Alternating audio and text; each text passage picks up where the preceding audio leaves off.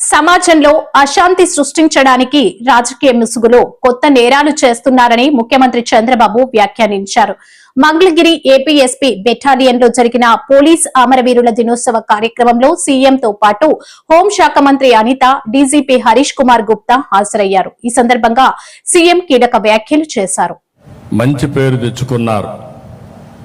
ప్రమాదం కావచ్చు, నేరం కావచ్చు, విపత్తు కావచ్చు, కరోనా లాంటి మహమ్మారి కావచ్చు, ముందుండి ప్రజల కోసం మొదటి అడుగు వేసేది పోలీసులే.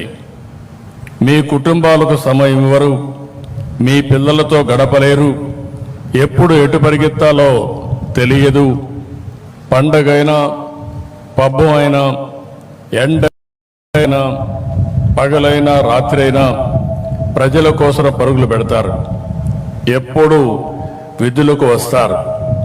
విధుల కోసం కుటుంబాన్ని వదిలి వస్తున్న మీకు తమ సంతోషాలను త్యాగం చేసి మీకు సహకరిస్తున్న మీ కుటుంబ సభ్యులందరికీ శిరస్సు వంచి నమస్కారాలు తెలియజేస్తున్నా, సెల్యూట్ చేస్తున్నా.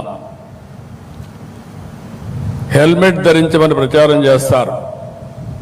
డ్రగ్ వద్దు బ్రో చాటి చెప్తారు. మద్యం తాగి బండి నడపవద్దని హితం పలుకుతారు. స్పీడ్ థ్రిల్స్ బట్ కిల్స్ అని కామెంట్ చేస్తారు. ఇవన్నీ ఎవరి కోసరం? ప్రజల కోసమే. మన కుటుంబ సభ్యులు ఎలా మన గురించి ఆలోచిస్తారో ఆ విధంగా ఆలోచించి మన రక్షణ కోసం అనునిత్యం రోడ్డు మీద ఉండే పనిచేసే వాళ్ళు పోలీస్ సోదరులు. అందుకే వారంటే నాకెంతో అభిమానం. పోలీసులంటే కఠినత్వంతో ఉంటారని అనుకుంటారు, కానీ మానవత్వంతో వ్యవహరించేది వాళ్లే. ఏలూరులో జరిగిన సంఘటనగా నాకు గుర్తుంది. ఒక మధ్యతరగతి మహిళ దివ్యాంగురైన తన కూతుర్ని రోజు స్కూల్లో డ్రాప్ చేసి రావడం కోసం కష్టపడి ఒక బైక్ కొనుక్కుంది. కానీ ఎవరో ఆ బైక్ దొంగతనం చేశారు. దీంతో బిడ్డను స్కూలుకు పంపలేక ఆ తల్లి ఎంతో ఆవేదన చెందింది. ఏలూరు పోలీసులు కష్టపడి ఆ దొంగను పట్టుకుని బైక్ తిరిగి ఆమెకి ఇచ్చారు. అప్పుడు ఆ తల్లి ఆనందం చూడాలి. అది నిజమైన పోలీస్ అంటే, అదే నిజమైన మానవత్వం. మొన్న విజయవాడలో పేద పిల్లలు చెప్పులు లేకుండా వెళుతుంటే అక్కడ చూసిన Penamaluru police station head constable Venkataratnam గారు పిల్లలకు అక్కడికక్కడే చెప్పులు కొనిపెట్టి పంపారు. నేను చెప్పేటి మాత్రం కొన్ని ఉదాహరణలే. ఇలా ప్రతి జిల్లాలో, ప్రతి స్టేషన్లో ప్రజల ఆస్తులు కాపాడాలనే తపన పడే సిబ్బంది ఉన్నారు. మానవత్వంతో స్పందించే పోలీస్ అధికారులు కూడా ఉన్నారు. నేడు నేరాల తీరు మారుతా ఉంది. క్రిమినల్స్ బాగా అప్డేట్ అవుతున్నారు. మరి వారి ఆట కట్టించాలంటే మీలో మరింత అప్డేట్ వర్షన్ ఉండాలి. అందుకే సాంకేతికంగా పోలీస్ శాఖను బలోపేతం చేస్తున్నాం. సైబర్ నేరాలు, వైట్ కాలర్ నేరాలు పెరిగాయి. సీసీటీవీ కెమెరాలు, డ్రోన్లు, ఫోన్ సిగ్నళ్లు, గూగుల్ టేక్అవుట్స్, ఇలా టెక్నాలజీని విస్తృతంగా ఉపయోగించుకోవాల్సిన అవసరం ఉంది.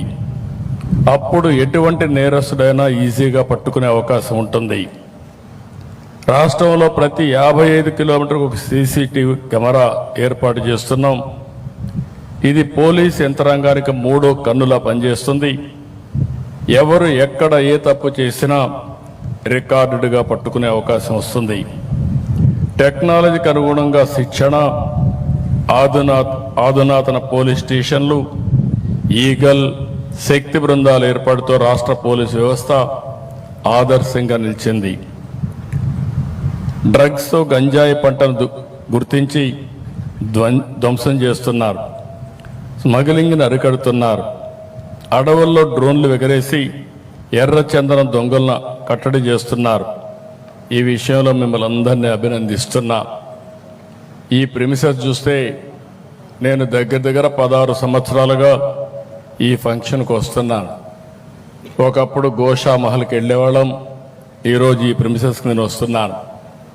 నేను ఆ రోజు ముఖ్యమంత్రి అవుతానే ఆలోచించింది ఎక్కడ పోలీస్ డీజీపీ ఆఫీస్ ఉండాలి, అన్నీ ఉండాలని ఆలోచిస్తే నాకు ఆ రోజు కనపడినటువంటి ఏకైక ప్రదేశం ఈ సుందరమైన ప్రదేశం. ఒక పక్క అడవులు, ఒక పక్క నేషనల్ హైవే, అటు విజయవాడ గుంటూరుకు మెయిన్ హైవే కింద ఆ రోజు ఆలోచిస్తే ఈరోజు భారతదేశంలో ఎక్కడా లేనటువంటి బ్రహ్మాండమైన ఆఫీసు ఈరోజు మనకుందంటే దీనికి నేను గర్వపడుతున్నా. పోయినసారి వచ్చినప్పుడు చూశాను, ఇక్కడ మెమోరియల్ తాత్కాలికంగా ఉంది. ఆ రోజు డీజీ గారికి చెప్పాం, ఈరోజు శాశ్వతమైన మెమోరియల్ తయారు చేసి ప్రతి సంవత్సరం నివాళులర్పిస్తున్నామంటే నాకెంతో గర్వకారణంగా ఉంది.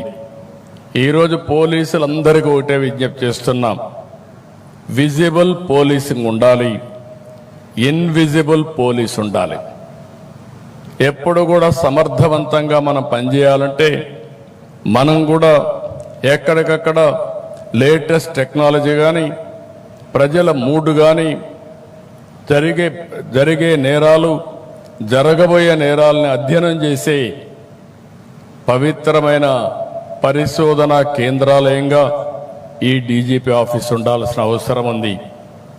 మనుషుల్లో యాస్పిరేషన్స్ పెరుగుతున్నాయి, టెక్నాలజీ రోజు రోజుకు బ్రేక్ త్రూస్ వస్తున్నాయి. మనకంటే క్రిమినల్స్ అందరూ కూడా ఎప్పటికప్పుడు అప్డేట్ చేసుకుని, నేరస్తులు కూడా ఈరోజు మీరు చూస్తే చాలా వరకు ఇంటెలిజెంట్ క్రైమ్స్ చేసే పరిస్థితికి వస్తున్నారు. అలాంటి క్రైమ్స్ చేసినప్పుడు వాళ్ళకంటే మనం ఒక అడుగు ముందుంటే తప్ప వాళ్ళని కట్టడి చేయలేమని చెప్పి కూడా నేను మీకు తెలియజేస్తున్నా. ఒకప్పుడు మీరు చూస్తే సిద్ధాంతాల పరంగా ముందుకు పోయేవారు, అదే నక్సలిజం. కొంతమంది స్వార్థం కోసం